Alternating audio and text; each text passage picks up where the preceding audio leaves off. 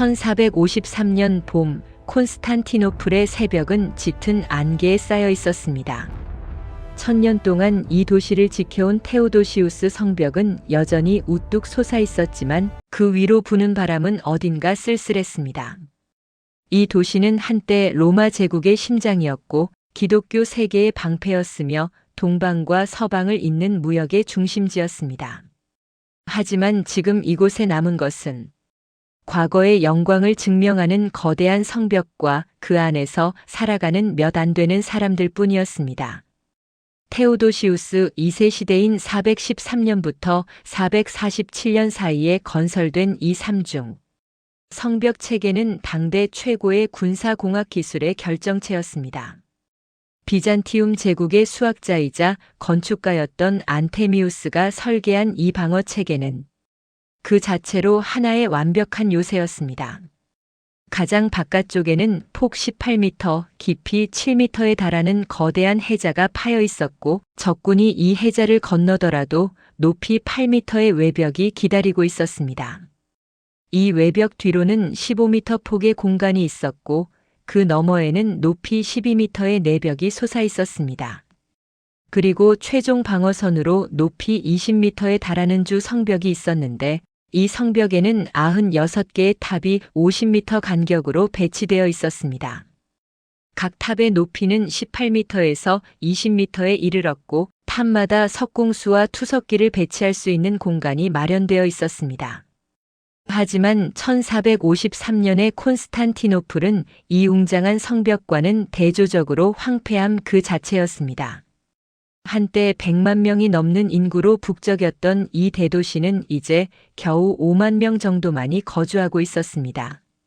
대역병, 십자군의 약탈, 끊임없는 전쟁으로 인해 도시는 텅 비어갔습니다.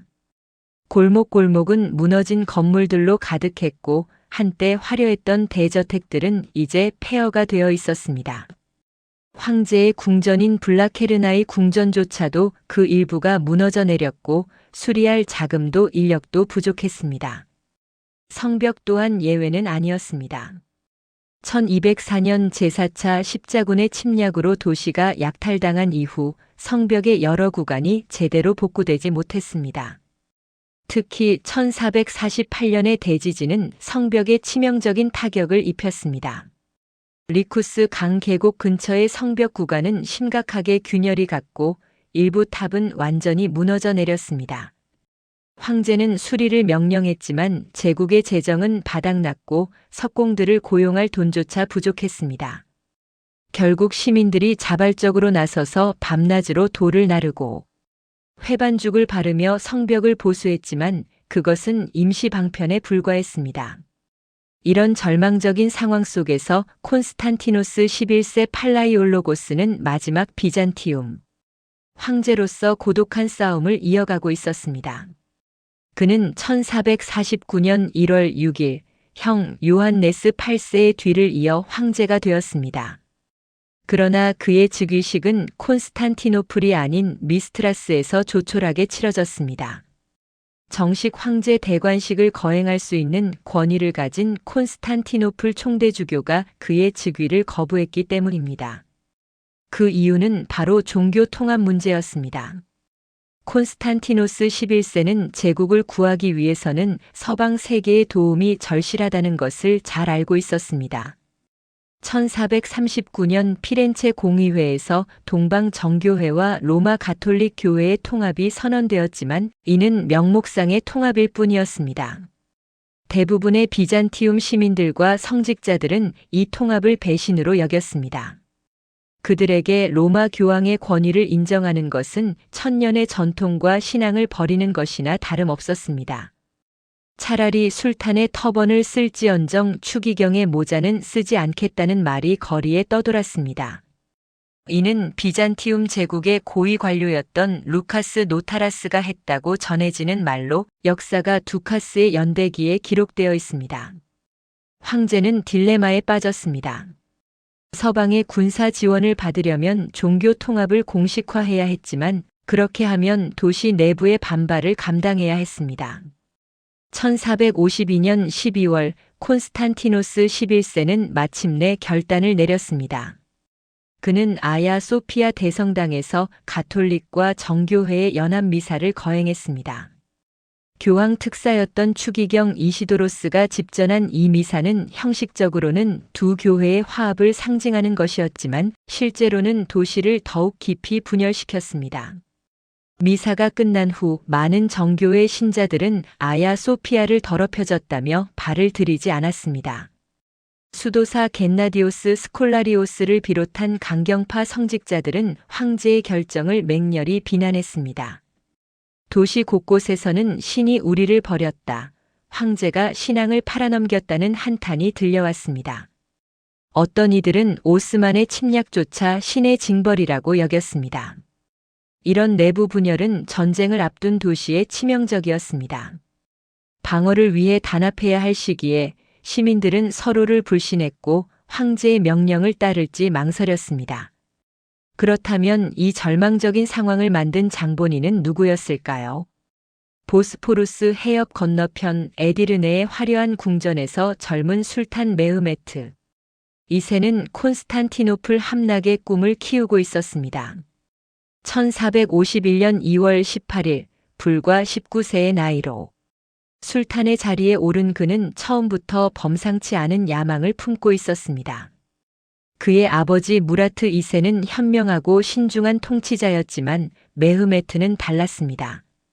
그는 알렉산드로스 대왕의 전기를 탐독했고 카이사르의 군사 전략을 연구했으며 자신이 역사의 길이 남을 정복자가 되리라 확신했습니다.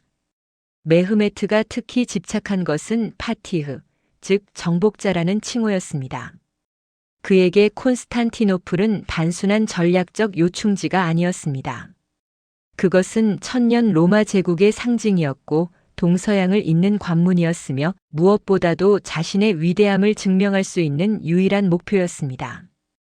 오스만 제국은 이미 발칸 반도의 대부분을 장악했고 아나톨리아를 통일했지만 그 한가운데 비잔티움이라는 작은 섬이 여전히 남아 있었습니다. 이것은 메흐메트에게는 참을 수 없는 모욕이었습니다. 젊은 술탄의 성격은 복잡했습니다. 그는 여러 언어를 구사했고 철학과 수학의 조예가 깊었으며 예술을 사랑했습니다. 하지만 동시에 그는 잔인하고 냉혹했으며 목적을 위해서라면 수단과 방법을 가리지 않았습니다. 비잔티움의 역사가 크리토블로스는 그를 학식 있는 야만인이라고 표현했습니다. 메흐메트는 즉위 직후부터 콘스탄티노플 공격을 준비하기 시작했습니다. 그는 군대를 재편성하고 최신 무기를 개발하게 했으며 외교적으로 주변국들을 중립화시켰습니다. 1452년 봄 메흐메트는 보스포루스 해협의 유럽 쪽 가장 좁은 지점에 거대한 요새를 건설하기 시작했습니다. 이 요새는 루멜리 히사르, 즉 유럽의 성체라고 불렸습니다. 단 4개월 만에 완공된 이 요새는 군사공학의 걸작이었습니다. 해협을 완전히 장악할 수 있도록 설계된 이 요새에는 대형 대포들이 배치되었고 흑해에서 콘스탄티노플로 향하는 모든 선박을 통제할 수 있었습니다. 콘스탄티노스 11세는 사절을 보내 항의했지만 메흐메트는 이것은 내 땅에 내가 짓는 것이라며 일축했습니다. 요새가 완공되자마자 그 위력은 즉시 입증되었습니다. 1452년 11월 베네치아 상선 한 척이 통행료를 내지 않고 해협을 지나가려 했습니다. 루멜리 히사르의 대포가 불을 뿜었고 배는 산산조각이 났습니다. 생존자들은 모두 처형되었고 선장의 목은 콘스탄티노플 성벽 앞에 효수되었습니다. 이것은 명백한 선전포고였습니다. 이제 콘스탄티노플은 완전히 고립되었습니다. 흑해로 통하는 길이 막혔고 곡물과 물자의 공급이 끊겼습니다. 1453년 1월 콘스탄티노플의 겨울은 유난히 추웠습니다. 눈이 내리는 날 황제는 성벽 위를 걸으며 방어 태세를 점검했습니다. 그가 가진 병력은 고작 7,000명 남짓이었습니다. 그중 2,000명은 제노바와 베네치아에서 온 용병들이었고 나머지는 도시의 시민들과 수도사들이었습니다. 반면 메흐메트가 동원할 수 있는 병력은 8만 명에서 10만 명으로 추산되었습니다. 숫자만으로도 절망적이었지만 더 큰 문제는 사기였습니다. 오스만 군은 승리를 확신했지만 방어군은 생존을 바랄 뿐이었습니다. 그럼에도 불구하고 황제는 포기하지 않았습니다. 그는 매일 아침 병사들을 격려했고 시민들과 함께 성벽을 수리했으며 밤에는 무릎을 꿇고 기도했습니다. 그의 곁에는 충성스러운 신하들이 남아 있었습니다. 메가두쿠스 루카스 노타라스는 해군을 지휘했고 프로토베스티아리오스 게오르기오스 스프란체스는 행정을 담당했습니다. 하지만 모두가 알고 있었습니다. 기적이 일어나지 않는 한 이 도시는 함락될 것이라는 사실을. 1000년 동안 무너지지 않았던 테오도시우스의 성벽은 이제 마지막 시험을 앞두고 있었습니다. 1452년 가을 에디르네 궁전의 한 방에서 메흐메트 2세는 지도를 펼쳐놓고 밤새 연구에 몰두했습니다. 촛불이 깜빡이는 어둠 속에서 그의 눈은 오직 콘스탄티노플 한 곳만을 응시했습니다. 이 젊은 술탄의 집념은 광기에 가까웠습니다. 그는 과거의 모든 공성전 기록을 탐독했고 아랍의 포위전 전술을 연구했으며 최신 유럽 군사 기술에 대한 정보를 수집했습니다. 특히 그가 주목한 것은 화약 무기, 즉 대포였습니다. 당시 대포는 이미 유럽 전장에서 사용되고 있었지만 대부분은 소형이었고 성벽을 무너뜨릴 만한 위력은 없었습니다. 하지만 메흐메트는 달랐습니다. 그는 단순히 기존 무기를 사용하는 것이 아니라 역사상 유례없는 거대한 공성포를 만들겠다는 야심을 품었습니다. 문제는 오스만 제국에 그런 대포를 만들 수 있는 기술자가 없다는 것이었습니다. 바로 그때 한 남자가 술탄 앞에 나타났습니다. 그의 이름은 우르반이었습니다. 헝가리 출신의 이 대포 제작자는 유럽 각지를 떠돌며 자신의 기술을 팔아왔던 인물이었습니다. 1452년 초 우르반은 먼저 콘스탄티노플을 찾아가 황제 콘스탄티노스 11세를 아련했습니다. 그는 황제에게 테오도시우스 성벽조차 무너뜨릴 수 있는 거대한 대포를 만들어주겠다고 제안했습니다. 하지만 제국의 금고는 텅 비어 있었습니다. 황제는 우르반에게 지불할 돈이 없었고 설령 돈이 있다 해도 그런 대포를 주조할 구리와 주석, 그리고 작업장을 제공할 여력이 없었습니다. 실망한 우르반은 보스포루스 해협을 건너 에디르네로 향했습니다. 1452년 가을, 그가 메흐메트 2세를 아련했을 때 술탄의 반응은 달랐습니다. 내가 콘스탄티노플의 성벽을 무너뜨릴 수 있는 대포를 만들 수 있는가? 라는 술탄의 질문에 우르반은 자신있게 대답했습니다. 예, 술탄이시여. 저는 바빌론의 성벽도 무너뜨릴 수 있는 대포를 만들 수 있습니다. 메흐메트는 즉시 결정을 내렸습니다. 그는 우르반에게 필요한 모든 자원과 인력, 그리고 후한 보상을 약속했습니다. 1452년 겨울부터 우르반의 작업이 시작되었습니다. 에디르네 외곽에 거대한 주조장이 건설되었고 수백 명의 대장장이와 기술자들이 동원되었습니다. 우르반이 설계한 대포는 당시로서는 상상을 초월하는 규모였습니다. 포신의 길이만 8m가 넘었고 포구의 직경은 약 75cm에 달했습니다. 이 대포가 발사하는 포탄은 화강암으로 만들어졌으며 무게가 무려 600kg에 육박했습니다. 역사가 크리토블로스의 기록에 따르면 이 포탄은 한 남자가 두 팔로 겨우 안을 수 있는 크기였다고 합니다. 대포를 주조하는 과정은 극도로 위험했습니다. 거대한 용광로에서 녹인 청동을 거푸집에 부어넣는 작업은 조금만 실수해도 폭발로 이어질 수 있었습니다. 하지만 우르반은 완벽주의자였습니다. 그는 3개월 동안 밤낮으로 작업을 감독했고 마침내 1453년 1월 역사상 가장 거대한 공성포가 완성되었습니다. 이 대포는 바실리카라고 불렸습니다. 그리스어로 왕, 황제를 뜻하는 이름이었습니다. 바실리카의 위력을 시험하는 날 에디르네 교회의 넓은 평원에 모든 오스만 조정 대신들과 장군들이 모였습니다. 메흐메트 2세도 직접 참관했습니다. 대포에 화약이 장전되고 거대한 돌포탄이 포구에 밀어 넣어졌습니다. 점화되는 순간 천지를 뒤흔드는 굉음이 울려 퍼졌습니다. 베네치아 상인 니콜로 바르바로의 일기에는 이렇게 기록되어 있습니다. 그 소리는 마치 하늘이 갈라지는 것 같았고 땅이 흔들렸으며 20km 밖에서도 들을 수 있었다. 포탄은 1.6km를 날아가 지면에 2m 깊이의 구덩이를 팠습니다. 목격한 모든 이들이 경악했고 메흐메트는 환호했습니다. 하지만 이제 더 큰 문제가 남아 있었습니다. 이 거대한 괴물을 어떻게 에디르네에서 콘스탄티노플까지 약 230km를 운반할 것인가?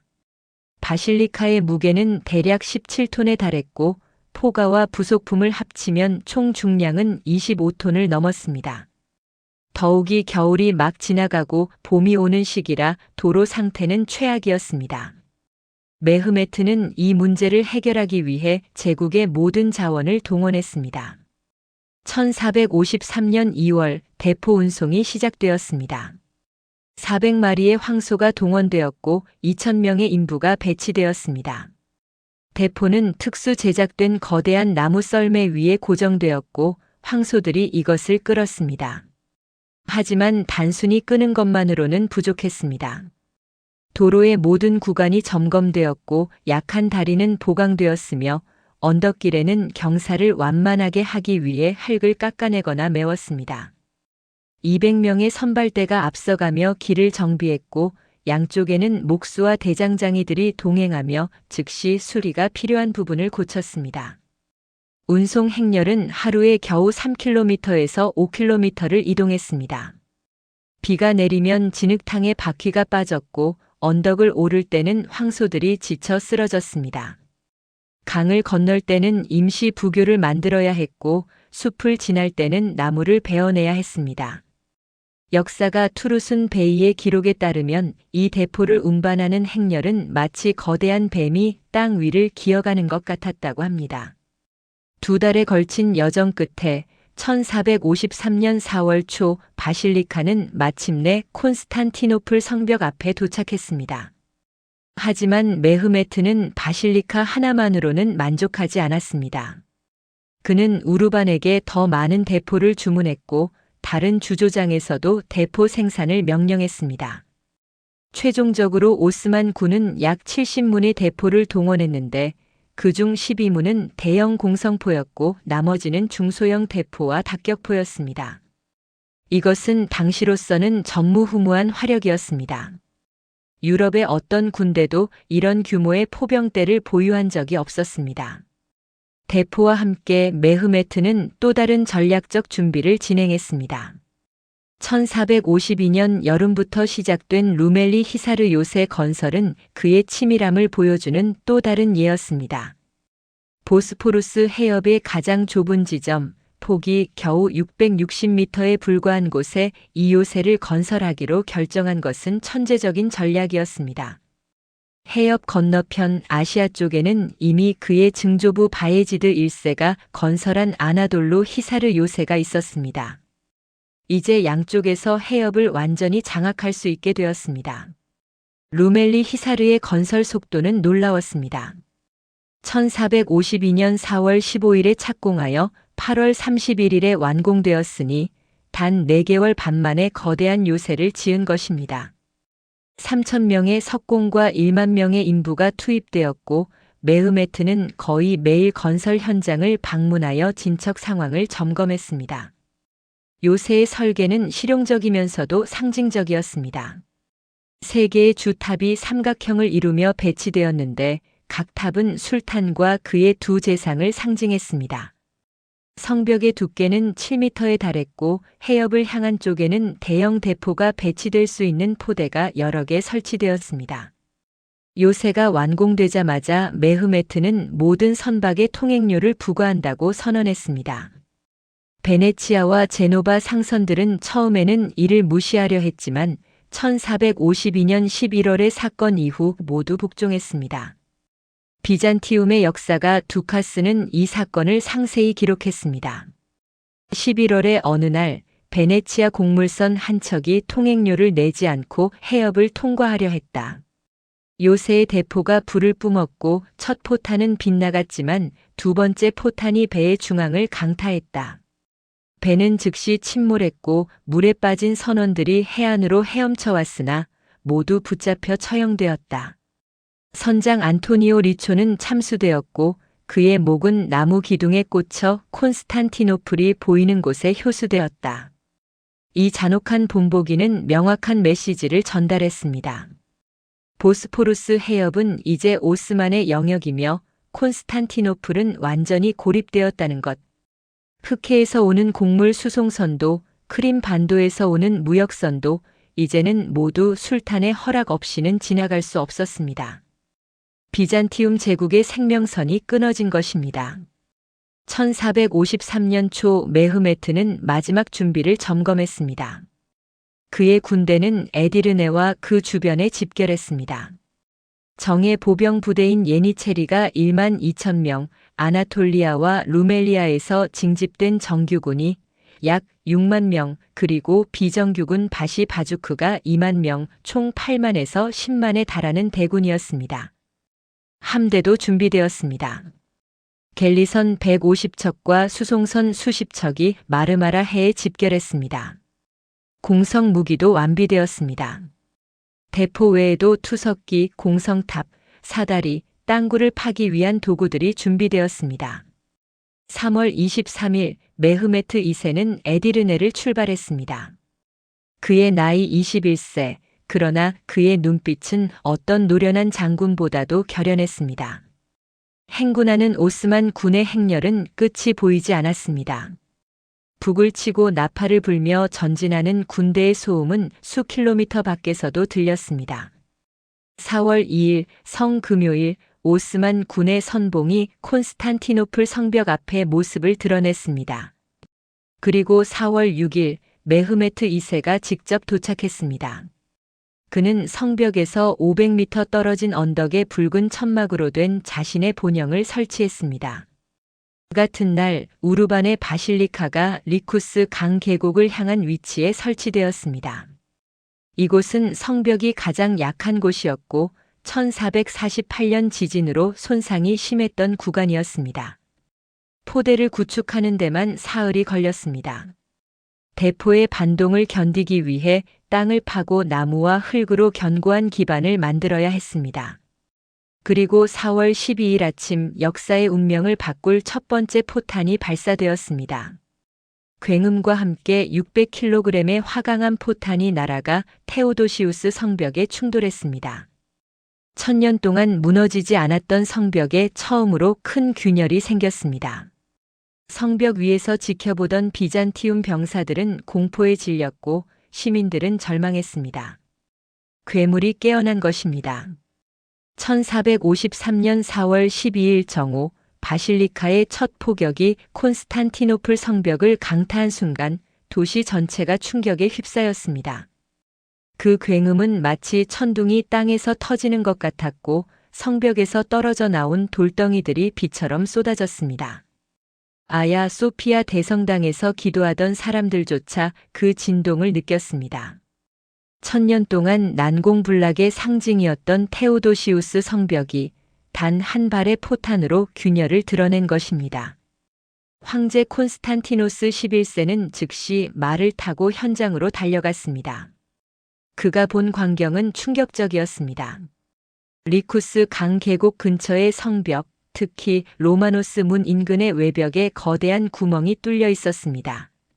돌들이 사방으로 흩어져 있었고 그 위에 있던 병사 2명이 폭발의 충격으로 땅에 쓰러져 있었습니다. 한 명은 이미 숨이 끊어져 있었고 다른 한 명은 귀에서 피를 흘리며 정신을 잃은 상태였습니다. 황제는 즉시 메가두쿠스 루카스 노타라스와 프로토스트라토르를 불러 대책을 논의했습니다. 폐하, 이런 식이라면 성벽은 일주일을 버티지 못할 것입니다. 노련한 장군의 말에 황제는 고개를 끄덕였습니다. 하지만 그는 절망하지 않았습니다. 밤마다 수리하시오. 돌과 흙, 나무 모든 것을 동원해서 구멍을 메우시오.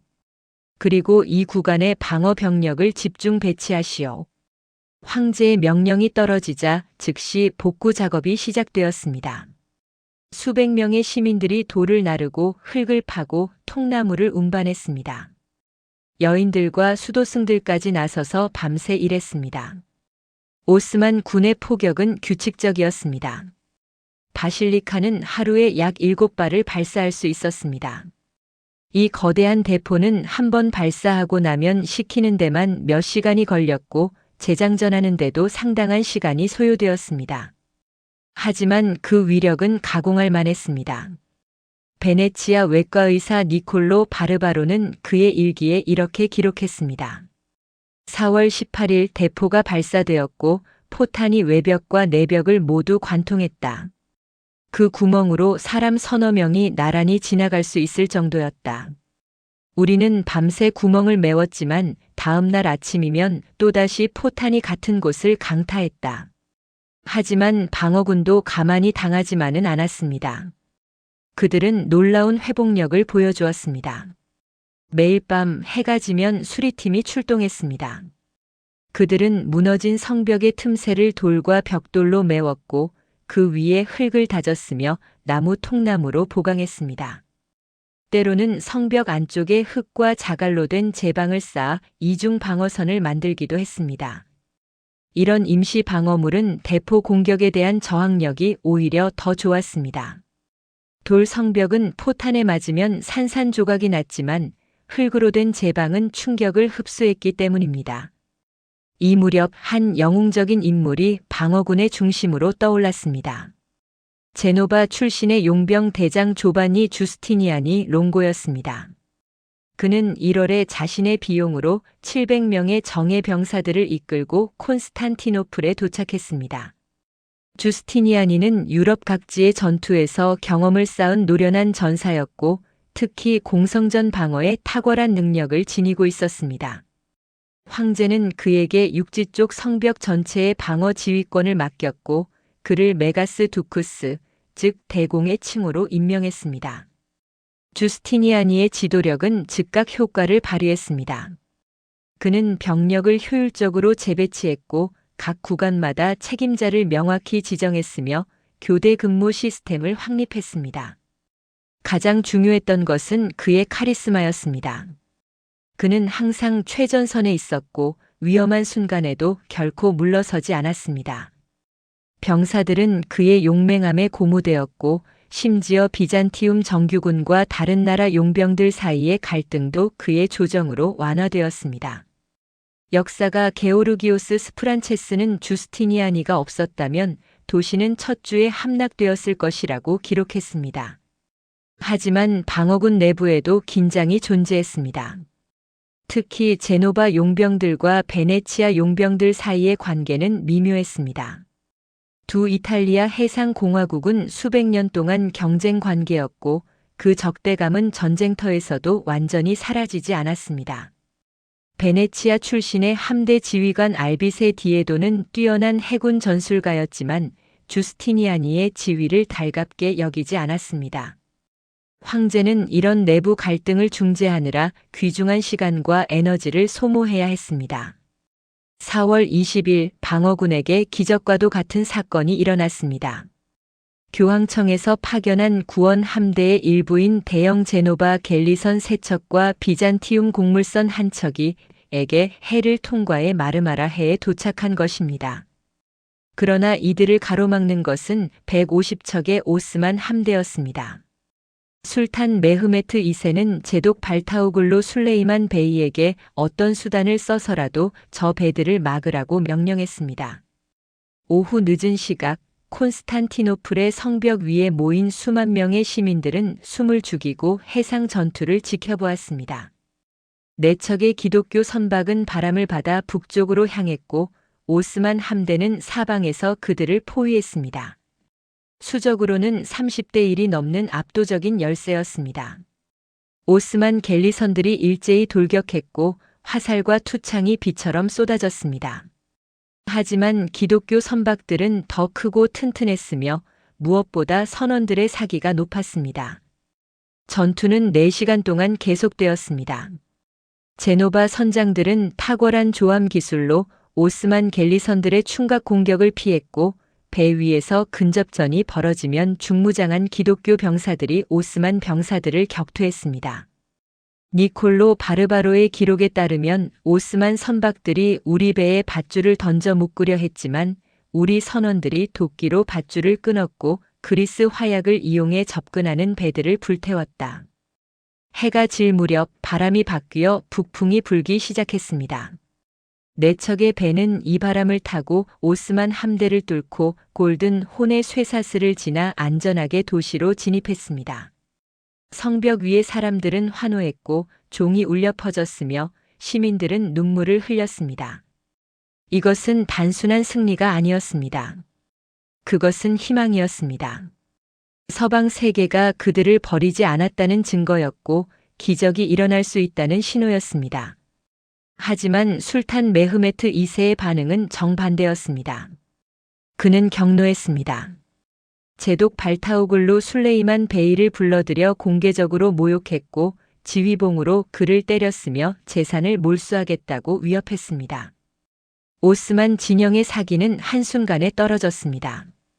이 사건 이후 메흐메트는 더욱 과격한 전략을 고민하기 시작했습니다. 골든호는 거대한 쇠사슬로 막혀 있었고 그 입구는 제노바 식민지인 갈라타와 콘스탄티노플 사이에 있었습니다.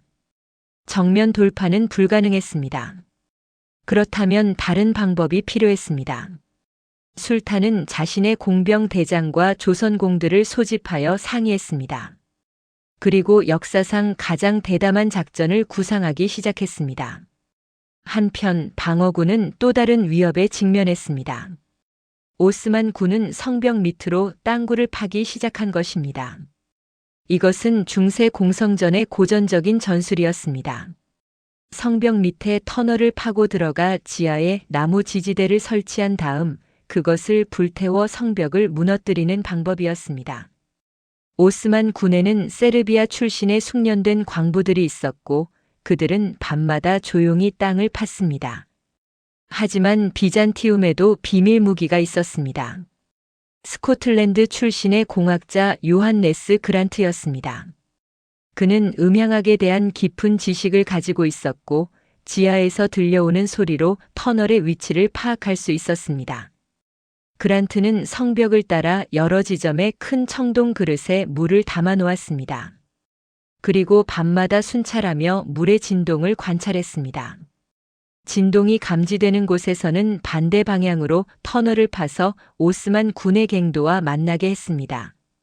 그런 다음 지하에서 전투가 벌어졌고 때로는 적의 터널에 연기와 독가스를 보내 질식시켰습니다.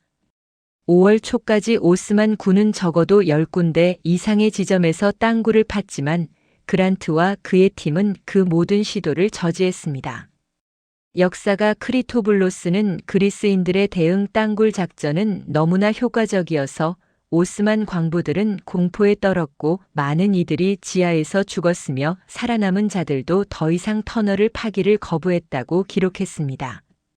하지만 시간이 지날수록 방어군의 상황은 악화되었습니다. 대포의 포격은 쉬지 않고 계속되었고 성벽의 손상은 날로 심해졌습니다. 병사들은 지쳐갔고 식량은 부족해졌으며 부상자는 늘어났습니다. 특히 밤마다 계속되는 복구 작업으로 아무도 제대로 잠을 잘 수 없었습니다.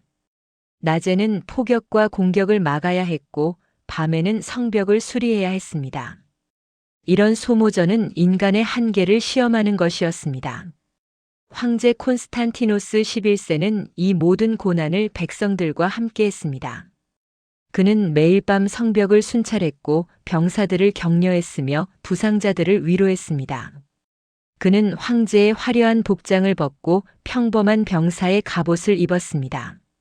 그는 돌을 나르고 흙을 파고 병사들과 함께 식사를 했습니다. 게오르기오스 스프란체스는 황제는 진정한 병사이자 아버지였다. 그의 존재만으로도 사람들은 힘을 얻었다고 썼습니다. 5월이 깊어갈수록 도시에는 묵시록적인 분위기가 감돌았습니다. 사람들은 옛 예언들을 떠올렸습니다. 반달 형태의 초승달이 보름달이 될 때 도시는 함락될 것이다라는 예언이 있었는데 5월 22일 밤 월식이 일어나 달이 붉게 물들자 사람들은 공포에 떨었습니다. 5월 24일에는 성모 마리아의 성상을 들고 행진하던 중 갑자기 뇌우가 몰아쳤고 성상이 땅에 떨어지는 사고가 일어났습니다. 미신적인 사람들은 이것을 신이 도시를 버렸다는 징조로 해석했습니다. 하지만 정작 방어군에게 치명타를 가할 사건은 따로 준비되고 있었습니다. 술탄 메흐메트 2세의 광기 어린 계획이 실행에 옮겨지려 하고 있었던 것입니다.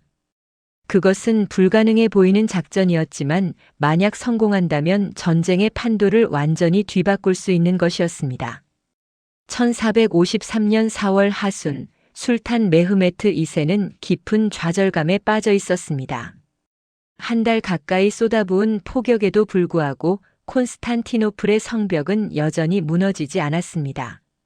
낮에 대포로 뚫은 구멍을 밤마다 방어군이 메워버렸고 지하 터널 작전은 비잔티움 공학자들에게 번번이 저지당했습니다. 무엇보다 4월 20일의 해상 전투 패배는 술탄의 자존심에 깊은 상처를 남겼습니다. 4척의 기독교 선박이 150척의 오스만 함대를 뚫고 도시로 진입한 것은 단순한 전술적 패배가 아니라 오스만 해군의 무능함을 만천하에 드러낸 치욕이었습니다. 메흐메트는 자신의 천막에서 밤새 지도를 들여다보며 고민했습니다. 그의 앞에 놓인 가장 큰 문제는 골든 혼이었습니다. 이 천연 항구는 콘스탄티노플 북쪽을 따라 7km 이상 뻗어 있었고 그 입구는 거대한 쇠사슬로 봉쇄되어 있었습니다. 이 쇠사슬은 무게가 수톤에 달했고 물 위에 떠 있도록 나무 부표들로 지탱되었습니다. 오스만 함대는 이 쇠사슬을 돌파할 수 없었고 따라서 골든 혼 안쪽의 성벽은 거의 무방비 상태로 남아 있었습니다. 만약 오스만 함대가 골든 혼 안으로 들어갈 수 있다면 상황은 완전히 달라질 것이었습니다. 방어군은 제한된 병력을 해상 방어에도 분산시켜야 했고 테오도시우스 성벽의 방어선은 약해질 수밖에 없었습니다. 하지만 어떻게 쇠사슬을 돌파할 것인가? 정면 공격은 불가능했습니다.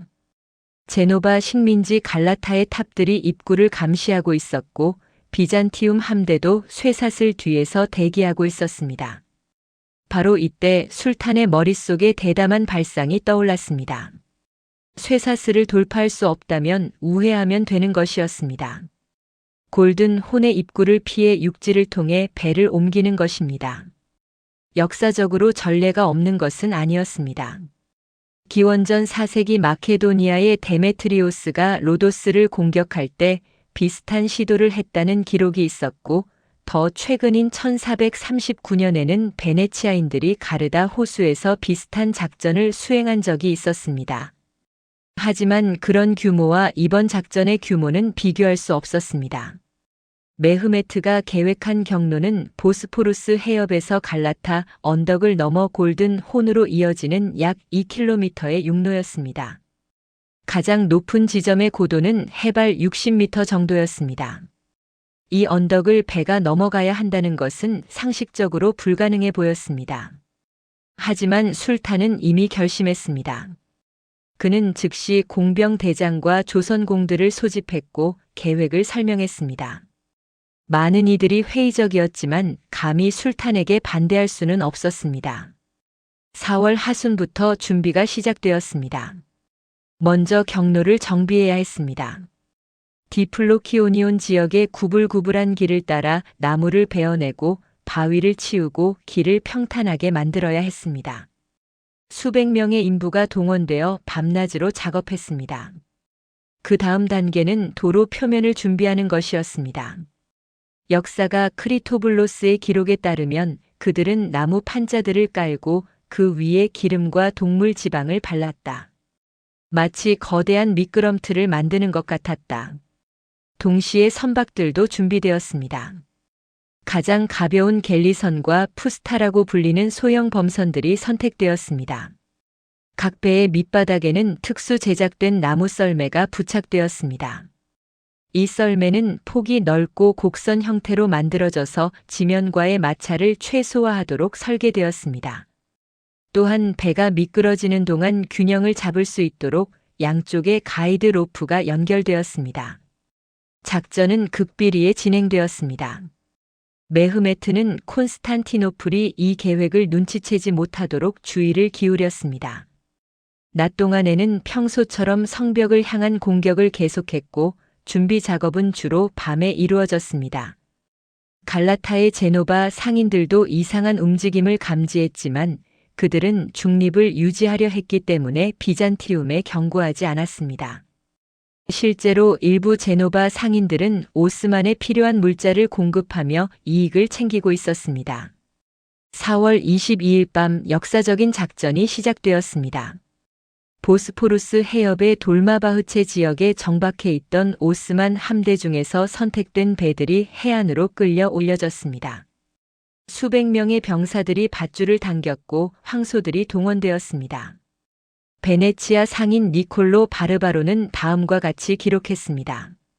4월 22일 밤 달빛도 없는 어둠 속에서 투르크인들이 배를 육지로 끌어올리기 시작했다. 그들은 북을 치고 나팔을 불어 소음으로 작업 소리를 가렸다. 첫 번째 배가 언덕을 오르기 시작했습니다. 나무 썰매가 기름 바른 판자 위를 미끄러지며 천천히 움직였습니다. 수십 명의 병사들이 밧줄을 잡고 당겼고 다른 병사들은 배의 양쪽에서 균형을 잡아주었습니다. 가장 놀라운 것은 배의 돛대가 그대로 세워져 있었고 심지어 돛까지 펼쳐져 있었다는 사실입니다. 바람이 뒤에서 불면 배를 미는 힘이 되었고 이것은 인력을 보충하는 역할을 했습니다. 역사가 투르순 베이는 배들이 마치 육지 위를 항해하는 것처럼 보였다고 표현했습니다. 작업은 밤새 계속되었습니다. 한 척의 배가 언덕을 넘는데 약 3시간에서 4시간이 걸렸습니다. 가장 어려운 구간은 정상 부근이었습니다. 경사가 가파른 곳에서는 배가 뒤로 미끄러지지 않도록 쐐기를 박아야 했고 내리막길에서는 속도를 제어하기 위해 제동 장치가 필요했습니다. 몇 차례 아슬아슬한 순간도 있었습니다. 한 배는 균형을 잃고 옆으로 기울었지만 수십 명이 달려들어 간신히 바로잡았습니다. 새벽 무렵 첫 번째 배가 골든 혼의 물가에 도착했습니다. 썰매에서 분리된 배는 조심스럽게 물에 띄워졌고 노를 저어 항구 안쪽으로 들어갔습니다. 이것은 성공이었습니다. 다음 밤에도 같은 작업이 반복되었고 그 다음 밤에도 계속되었습니다. 역사 기록에 따르면 메흐메트는 이틀 밤 동안 약 70척에서 80척의 선박을 골든 혼으로 옮겼습니다. 일부 역사가들은 이 숫자가 과장되었다고 주장하지만 가장 보수적인 추정치로도 최소 60척 이상이었을 것으로 보입니다. 4월 24일 아침 해가 떠오르면서 콘스탄티노플 성벽 위의 보초들은 믿을 수 없는 광경을 목격했습니다. 골든 혼 안쪽 어제까지만 해도 텅 비어있던 바다 위에 수십 척의 오스만 선박들이 떠 있었던 것입니다. 처음에는 착시인가 싶었습니다. 어떻게 쇠사슬로 막힌 항구 안에 적의 함대가 들어올 수 있단 말인가. 하지만 곧 현실이 확인되었습니다. 술탄이 불가능을 가능으로 만든 것입니다. 소식은 삽시간에 도시 전체로 퍼졌습니다. 황제 콘스탄티노스 11세가 급히 블라케르나이 궁전의 성벽으로 달려갔을 때 그의 얼굴은 창백해졌습니다. 메가두쿠스 루카스 노타라스와 제독 알비세 디에도도 망연자실했습니다.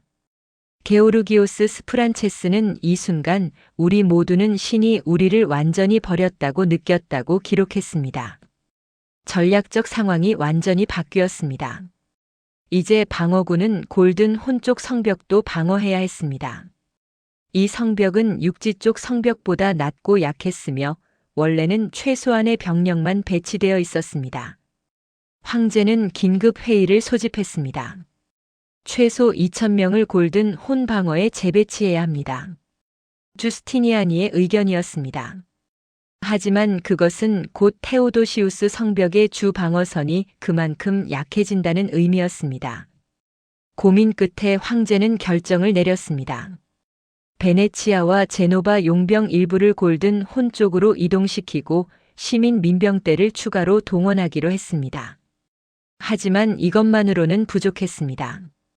방어군은 또한 골든 혼에 떠있는 오스만 함대를 공격하여 파괴해야 했습니다. 4월 28일 밤 비밀 작전이 계획되었습니다. 화공선 2척에 가연성 물질을 가득 실어 오스만 함대로 보내 불을 지르겠다는 계획이었습니다.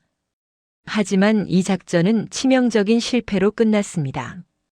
갈라타의 제노바 상인 중 일부가 오스만의 정보를 넘겼던 것입니다. 메흐메트는 미리 대비하고 있었고 화공선이 접근하자마자 오스만 수비선들이 가로막았습니다. 어둠 속에서 혼란스러운 전투가 벌어졌고 화공선 2척 모두 오스만에게 납포되었습니다. 더 참혹한 것은 포로가 된 선원들의 운명이었습니다. 다음 날 아침 메흐메트는 포로 40명을 콘스탄티노플 성벽이 보이는 해안으로 끌고 갔습니다. 그리고 그들을 모두 참수했습니다. 그 처형 장면은 성벽에서도 똑똑히 보였고 방어군의 사기는 바닥으로 떨어졌습니다. 이 무렵 오스만 진영 내부에서는 일부 불만의 목소리가 나오기 시작했습니다. 포위전이 한 달을 넘어서면서 물자 소비가 엄청났고 병사들도 지쳐갔습니다. 일부 고위 장군들과 재상들은 술탄에게 포위를 풀고 철수할 것을 건의했습니다. 특히 대재상 칼릴 파샤는 이 전쟁은 이미 충분히 오래 지속되었습니다. 우리는 제국의 다른 국경도 방어해야 합니다라고 주장했습니다. 하지만 메흐메트 2세는 단호했습니다. 역사가 크리토블로스에 따르면 술탄은 회의에서 이렇게 말했다고 합니다. 이 도시를 정복하거나 이 성벽 아래서 죽거나 둘 중 하나다. 물러서는 것은 없다. 콘스탄티노플은 반드시 함락될 것이고 나는 반드시 카이사르가 될 것이다. 그의 목소리에는 광기와 확신이 동시에 담겨 있었습니다. 5월 초 술탄은 마지막 제안을 하기로 결정했습니다. 그는 사절을 보내 황제에게 항복을 권고했습니다. 평화롭게 항복한다면 황제와 귀족들의 생명과 재산을 보장하겠다. 도시는 약탈되지 않을 것이고 시민들은 자유롭게 떠날 수 있다. 황제에게는 펠로폰네소스의 영지를 하사하겠다. 이것은 상당히 관대한 조건이었습니다. 5월 25일 황제 콘스탄티노스 11세는 신하들과 최후의 회의를 열었습니다. 일부는 항복을 고려해야 한다고 주장했습니다. 더 이상의 저항은 무의미한 희생일 뿐이라는 것이었습니다. 하지만 황제의 대답은 명확했습니다. 게오르기오스 스프란체스의 연대기에는 황제의 말이 이렇게 기록되어 있습니다. 도시를 내어주는 것은 나의 권한이 아니다. 나와 시민들 그리고 이곳의 모든 이들은 기꺼이 목숨을 바쳐 싸울 것이다. 사절에게 전달된 공식 답변은 더욱 간결했습니다. 도시는 신께 맡긴다. 내 목숨과 제국은 내 것이 아니라 신의 것이다. 메흐메트 2세가 이 답을 들었을 때 그는 고개를 끄덕였습니다. 이제 남은 것은 최후의 총공세뿐이었습니다. 천년 로마 제국의 운명이 며칠 남지 않았습니다. 1453년 5월 27일 콘스탄티노플에는 이상한 고요함이 감돌았습니다. 53일 동안 쉬지 않고 울려 퍼지던 대포 소리가 갑자기 멈춘 것입니다. 성벽 위의 방어군은 이 침묵이 오히려 더 불길하다는 것을 알고 있었습니다. 이것은 폭풍 전의 고요였습니다. 오스만 진영에서는 최후의 총공격을 위한 준비가 한창이었습니다. 술탄 메흐메트 2세는 모든 부대장들을 소집하여 마지막 명령을 내렸습니다. 이틀 후 5월 29일 새벽에 총공격을 시작한다. 이번이 마지막이다. 그 같은 날 저녁 오스만 진영에서는 거대한 축제가 벌어졌습니다. 수만 개의 모닥불이 피어올랐고 북소리와 나팔소리, 병사들의 함성이 밤하늘을 가득 메웠습니다. 술탄은 병사들에게 약속했습니다. 도시가 함락되면 사흘간 자유로운 약탈을 허락한다. 금은보화, 노예, 모든 것이 너희의 것이 될 것이다. 이슬람 율법에 따르면 평화롭게 항복한 도시는 보호받지만 무력으로 저항한 도시는 정복자의 약탈 대상이 되는 것이 관례였습니다. 이 약속은 병사들의 사기를 극도로 고양시켰습니다. 반대로 콘스탄티노플 안은 깊은 어둠에 잠겨 있었습니다. 시민들은 집 안에서 촛불을 켜고 기도했습니다.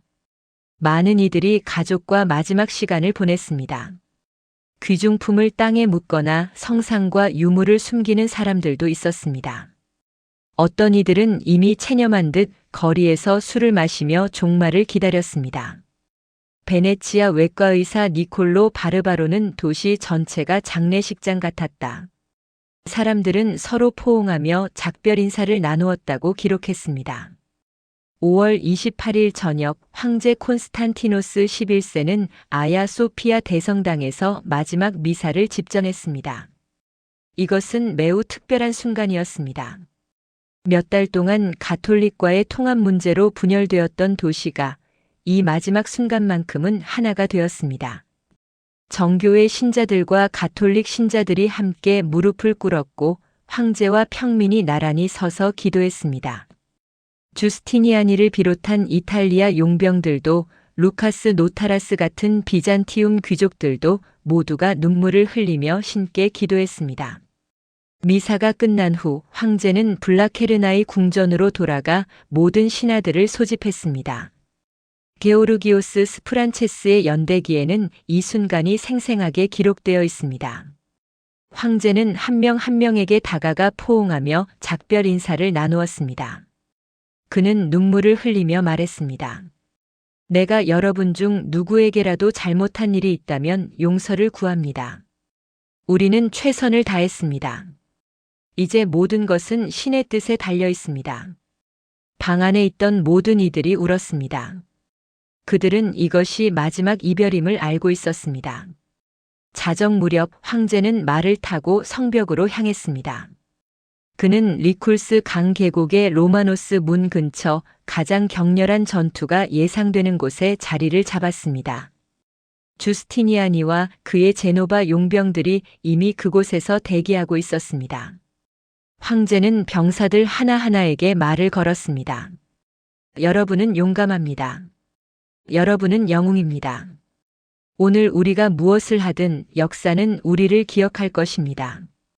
병사들은 침묵했지만 그들의 눈에는 결연한 의지가 담겨 있었습니다. 5월 29일 새벽 1시 30분 오스만 진영에서 신호탄이 올라갔습니다. 동시에 모든 대포가 일제히 불을 뿜었습니다. 천지를 뒤흔드는 포성과 함께 최후의 공격이 시작되었습니다. 술탄 메흐메트 2세는 3단계의 파상 공격을 계획했습니다. 첫 번째 파는 바시 바주크, 즉 비정규 보병들이었습니다. 이들은 제대로 된 갑옷도 없는 농민과 모험가들로 구성된 오합지졸이었지만 그 수는 2만 명에 달했습니다. 새벽 2시 북소리와 함성과 함께 바시 바주크들이 돌격했습니다. 그들은 사다리를 들고 해자를 건너 성벽으로 달려들었습니다. 방어군은 화살과 석궁, 그리스 화약으로 응수했습니다. 투석기에서 던져진 돌들이 적군의 머리 위로 쏟아졌고 끓는 기름이 사다리를 타고 오르는 병사들 위로 부어졌습니다. 비명과 함성이 어둠을 가득 채웠습니다. 크리토블로스는 그 광경은 마치 지옥이 지상에 열린 것 같았다고 표현했습니다. 2시간 동안 바시 바주크들은 미친 듯이 공격했지만 성벽을 넘지 못했습니다. 수천 명이 쓰러졌고 해자는 시체로 가득 찼습니다. 새벽 4시 술탄은 후퇴 나팔을 불게 했습니다. 첫 번째 파의 임무는 완수되었습니다. 그들은 방어군을 지치게 만들고 화살과 탄약을 소모시켰습니다. 이것이 바로 술탄의 의도였습니다. 잠깐의 휴식도 없이 두 번째 파가 시작되었습니다. 이번에는 아나톨리아 정규군 3만 명이 투입되었습니다. 이들은 제대로 훈련된 병사들이었고 갑옷과 무기도 잘 갖추고 있었습니다. 그들은 더욱 조직적으로 공격했습니다. 일부는 사다리를 타고 오르고 다른 이들은 성벽의 손상된 부분으로 집중 돌격했습니다. 방어군은 필사적으로 저항했습니다. 주스티니아니는 최전선에서 직접 검을 휘두르며 병사들을 지휘했습니다. 황제 콘스탄티노스도 갑옷을 입고 병사들과 함께 싸웠습니다. 전투는 점점 더 치열해졌습니다. 성벽의 몇몇 구간에서는 오스만 군이 일시적으로 정상에 올랐지만 매번 반격으로 밀려났습니다. 리쿠스 계곡의 임시 방어벽에서는 육박전이 벌어졌습니다. 니콜로 바르바로는 칼과 칼이 부딪히는 소리, 비명, 기도 소리가 뒤섞여 분간할 수 없었다. 피가 개울처럼 흘렀고 발밑은 미끄러웠다고 기록했습니다.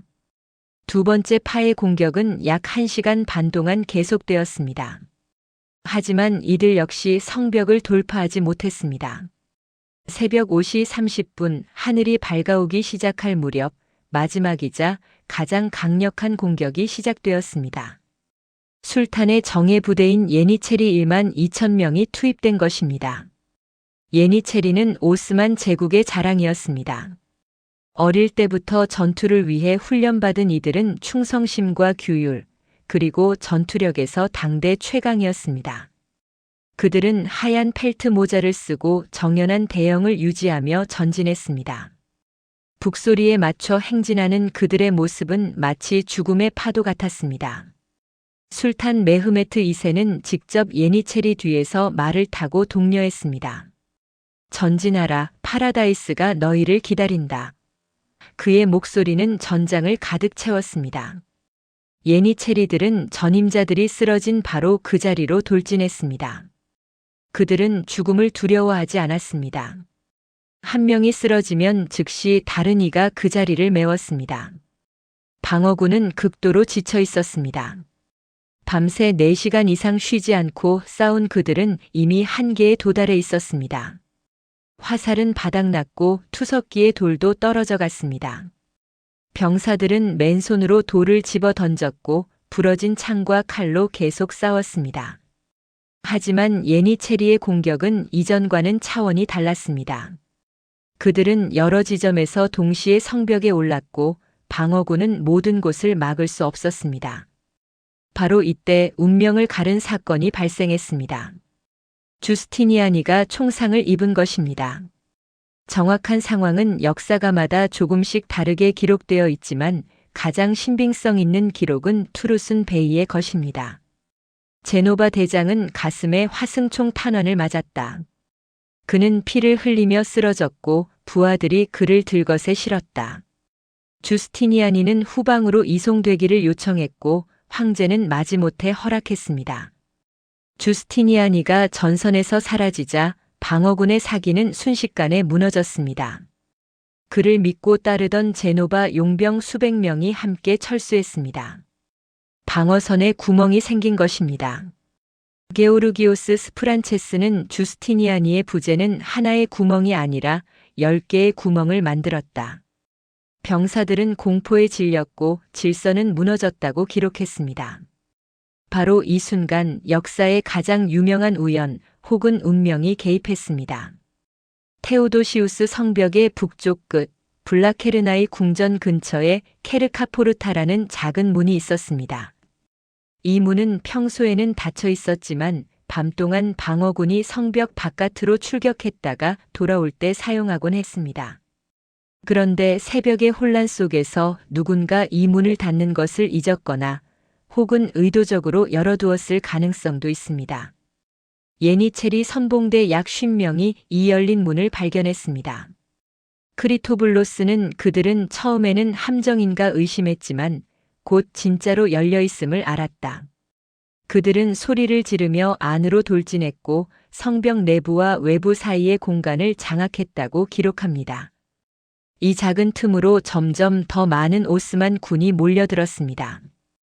그들은 성벽 위로 올라가 방어군을 뒤에서 공격하기 시작했습니다. 동시에 리쿠스 계곡의 주 전선에서도 예니체리들이 마침내 임시 방어벽을 돌파했습니다. 수백 명이 한꺼번에 성벽을 넘어왔고 방어군은 더 이상 막을 수 없었습니다. 새벽 6시경 첫 오스만 깃발이 성벽 위에 꽂혔습니다. 니콜로 바르바로는 그 순간 우리 모두는 모든 것이 끝났음을 알았다고 썼습니다. 황제 콘스탄티노스 11세는 이 모든 것을 목격했습니다. 그의 주변에 남은 충성스러운 신하들이 외쳤습니다. 폐하, 이제 떠나셔야 합니다. 배가 준비되어 있습니다. 하지만 황제는 고개를 저었습니다. 그는 황제의 자주색 외투를 벗어던지고 황제의 휘장을 떼어냈습니다. 그리고 검을 뽑아들고 마지막 남은 병사들에게 말했습니다. 도시가 함락되는데 나는 혼자 살아서 무엇을 하겠는가?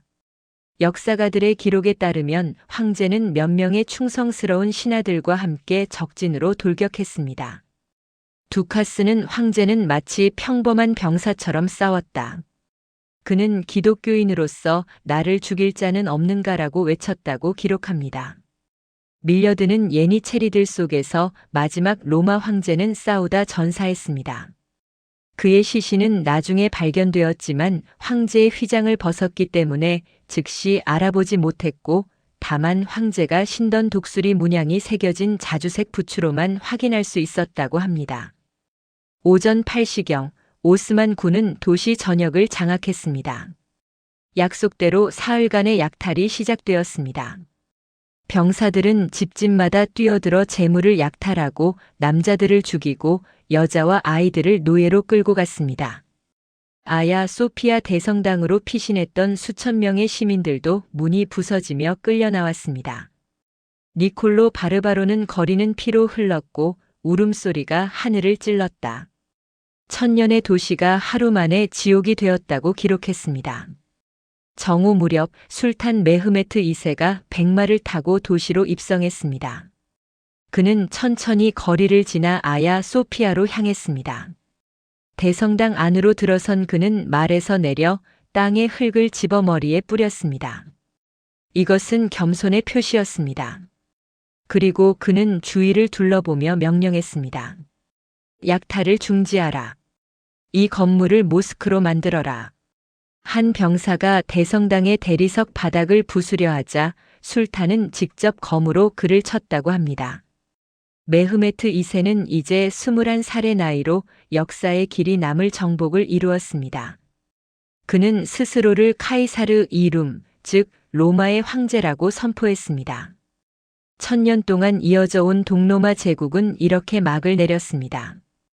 콘스탄티노플은 이제 이스탄불이 되었고 기독교 세계의 심장은 이슬람 세계의 수도가 되었습니다. 비잔티움의 마지막 역사가 게오르기오스 스프란체스는 간신히 살아남아 이렇게 기록했습니다. 1453년 5월 29일 화요일 신께서 우리의 죄 때문에 이 도시를 버리셨다. 하지만 우리가 본 것은 단순한 패배가 아니었다. 우리는 영웅들이 싸우는 것을 보았고 황제가 제국과 함께 죽는 것을 보았다. 천년의 제국은 무너졌지만 그 정신은 영원히 살아있을 것이다.